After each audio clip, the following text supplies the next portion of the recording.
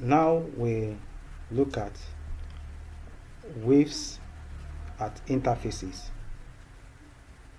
the second part. We have said on the last video, the part one of wave at interfaces, that when an incident wave encounters an interface, there could be reflection or transmission. And what happens to the wave at this interface, whether it's reflection or transmission, the percentage of the incident wave that is reflected or transmitted is guided by two conditions, which we call the boundary conditions. And the first one says that the displacement of the particles of the two media must be the same. That is, the displacement of the particle in the medium of two media must be the same. What does that mean? That means that the frequency of the wave will be the same on both sides of the boundary. I think we said that before, that no matter the medium, frequency of a wave remains unchanged. Recall that we said it. Frequency of waves remains unchanged no matter the medium. The speed may change as a function of its wavelength, but not the frequency.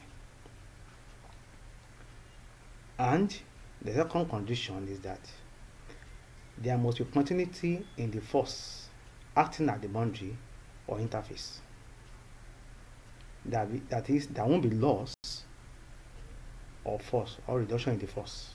That talks about the conservation of the energy of the wave.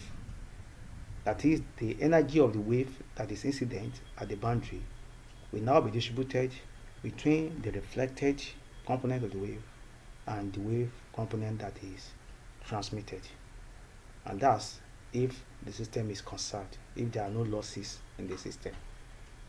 And we'll see how that plays out and how we can use it to determine the type of or the size of the component that is reflected or transmitted as we move on. And generally, if you look at the figure on the right hand side, you see what the thick vertical line are labeled that interface. So we have medium 1, medium 2, medium 1. You have the property, density of medium 1, rho subscript 1, and the speed of the wave in that medium, v subscript 1. Then rho subscript 2, the density of the second medium, and the speed of the wave in that medium, v2. You will see this like an explosion. Last symbol, I'm circling it red. That's the source of the wave. An incident it propagates with an amplitude which we take as A1 at the interface. Depending, as we say, the wave could be transmitted with an amplitude A2 or reflected with an amplitude that we tag B1. So if you look to the left hand side, you see the equations of the incident wave, which will represent as y subscript I, displacement of the particle in that medium, particle due to the incident wave,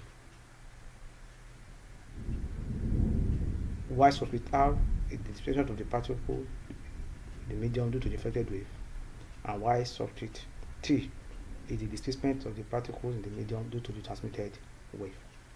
So that tells you that for y subscript I and y subscript R, they are both in the first medium. That's why you have this subscript 1, 1,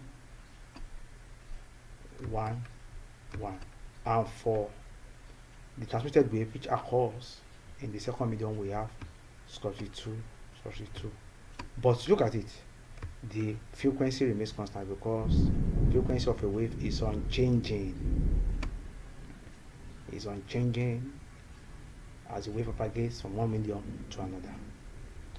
Okay, so that means the total displacement in the first medium, medium 1, can be obtained by summing the reflected and the incident, the reflected and the incident components, then the displacement the wave property in the second medium is that of the transmitted wave. So we have, if you put them together, you have A substitute 1 cos omega t minus k1 s plus v1 cos omega t plus k1 s. And then we have A2 cos omega t minus k2 x. So on the first boundary condition, here we said that the displacement remains the same. So we have y1 for the first medium 1 equals to displacement in the second medium 2. That's at the boundary. That's what happens. From there you have this, and if you put that expression again, and at s is equal to 0, t is equal to 0. At the boundary, at that exact boundary, then what happens? We have our expression a1 plus b1 equals a2. That the a substitute 1 plus b substitute 1 is equal to a substitute 2. When x is 0, this becomes 0. When t is 0, omega t becomes 0. And everything here in the parentheses becomes 0. So cos 0 will be 1. Likewise here, same, we have 1, we have 1. So straight away you have a1 plus b1 equals to a2. A substitute 1 plus b substitute 1 equals to a substitute 2. That's the first equation. Then the second boundary condition, we have the expression, the partial derivative of the displacement to the speed in the first medium, to the distance, sorry, talk about the wave in the first medium, to the partial derivative of the displacement, the second medium, to the distance traveled by the wave. So, and that means you differentiate your expression, this expression, the one that I'm circling now, right? Differentiate with respect to x, then you equate to 0. You see how I did it. I just very fast along that. You could see. And for all times, x equal to 0, and when your t is equal to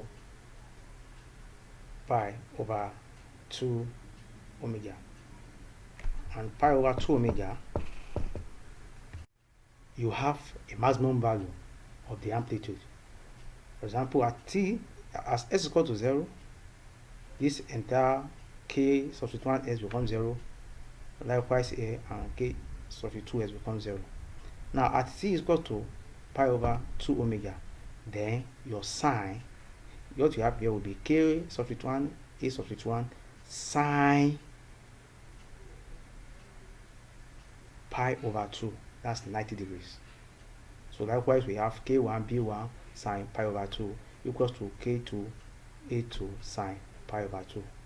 So we have a maximum amplitude, which is k1 a1 minus k1 b1 equals to k2 a2. And from the earlier equation 1, you can now substitute, and the ratio of the amplitude of the reflected component to the incident component, that's what gives you the reflection coefficient of amplitude, which is k1 minus k2 over k1 plus k2. K is wave number. That's wave number, which is a function of the wavelength. Remember? It's a function of the wavelength. K is 2 pi over lambda.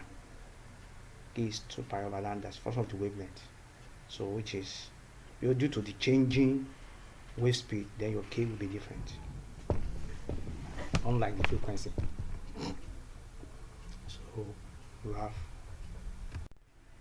So we can now obtain the reflection coefficient of amplitude, which I tag here as R1, 2. And also we can also obtain for that of the transmission coefficient of amplitude, which is giving us the ratio of 2k1 to k1 plus k2. That is, to obtain the transmission coefficient of amplitude, we use the formula 2k1 over k1 plus k2 to obtain that. And from there you can. And let's see.